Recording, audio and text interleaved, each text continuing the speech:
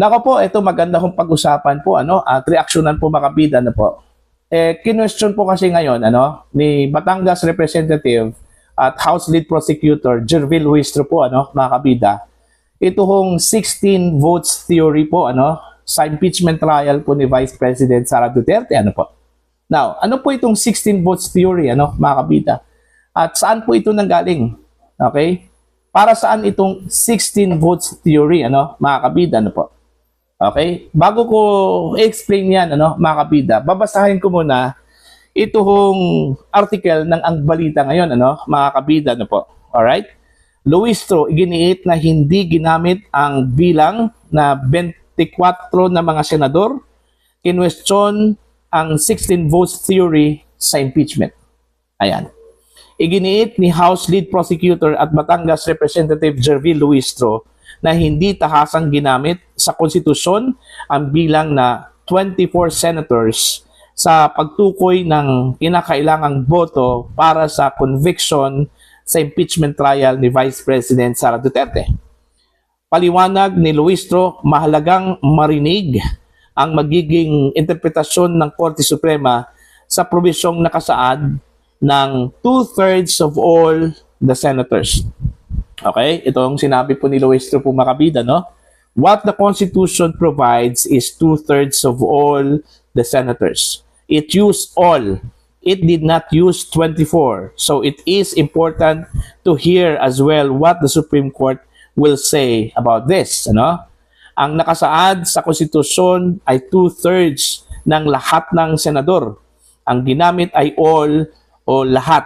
Hindi nito ginamit ang bilang na 24, kaya mahalagang marinig din kung ano ang sasabihin ng Korte Suprema tungkol dito, mga kabida. Ang pahayag ay tugon sa sinabi ni Senator Sherwin Gatchalian na kinakailangan pa rin ang 16 na boto upang mahatulan ang Vice Presidente batay sa kabuuang 24 na mga miyembro ng Senado.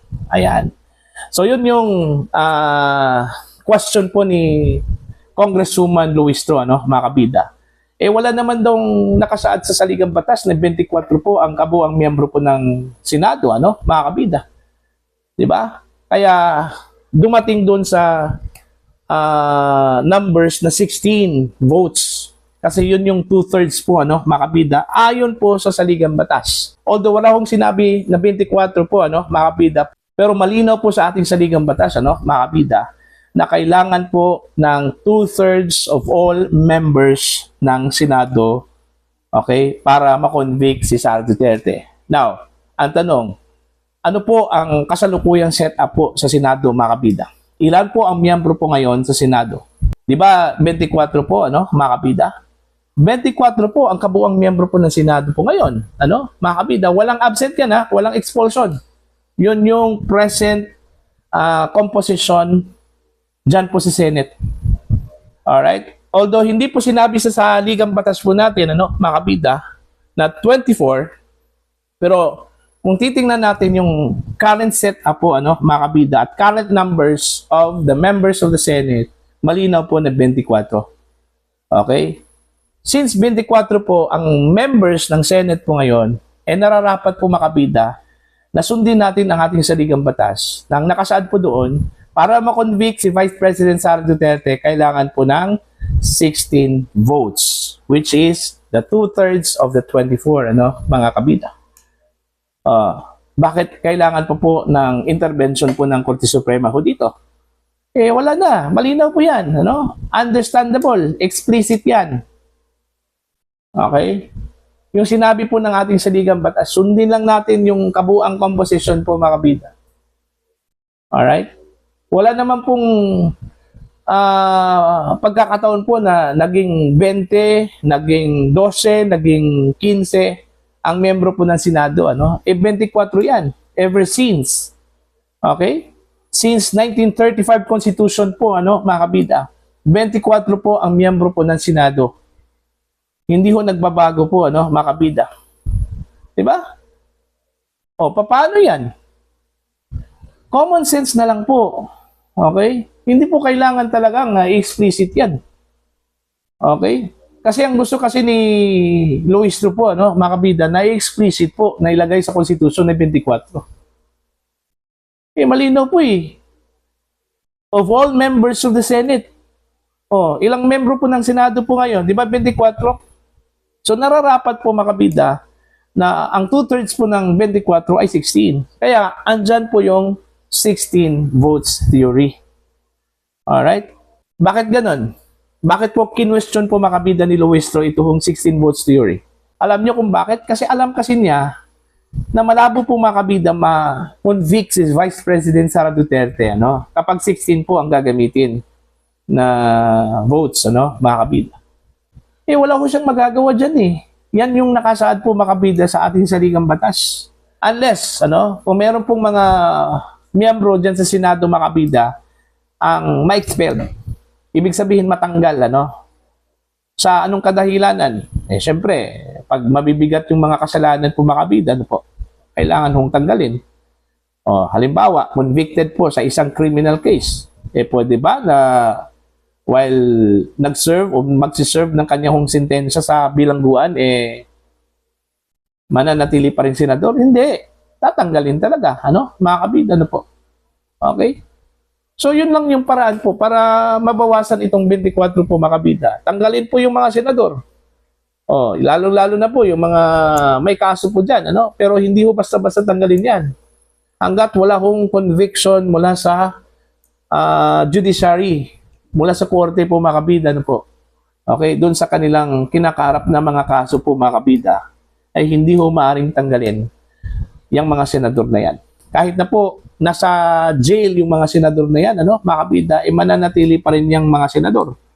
Hanggat wala kong hatol po mga kabida sa kanila na sila po ay tanggal na po bilang mga senador, mga kabida. Okay? Yun yung malinaw po na rason. Kaya kini-question po ni Luistro kasi nahihirapan po mga kabida itong mga kalyado po ng Malacanang na mga senador na makuha po itong 16 eh. Nahihirapan na nga sila eh na makuha yung 13, yung 16 pa. 'Di ba? Nung tinake over po ng grupo po ni Gatchalian mga kabida itong Senado, okay? Yung leadership po ng Senado mula sa leadership po ni Cayetano, ano, mga kabida. Hindi po sila umabot po ng 13, 12 lang. So doon pa lang, sa simple majority, hirap na po itong administration senators, ano, mga kabida. Diba? Mas lalo kong mahihirapan po sila, no, mga kabida. Kaya, gusto kong paikliin po mga kabida ni Luistro itong 16 votes theory para at least man lang attainable para sa kanila mga kabida itong conviction against the Vice President. Hanggat 16 pa rin yan, makabida, malabo po ano, na may impeach po ang Vice Presidente makabida. Kahit na po, hindi po umabot makabida itong bilang ng mga senador in order to acquit the Vice President. Kahit kulang po sila makabida. Okay? Itong mga senador na ito, para i-acquit ang Vice Presidente. Kung hindi po umabot ng 16 votes, itong nagnanais na i-convict si Vice President Sara Duterte makabida, mananatili pa rin na acquittal ang magiging desisyon. Alright? Kasi yun yung nakasaad po sa saligang batas ano? Kapag hindi po umabot sa 16 votes makabida ang mga senador in order to convict the Vice President, ang hatol dyan makabida ay automatic acquittal.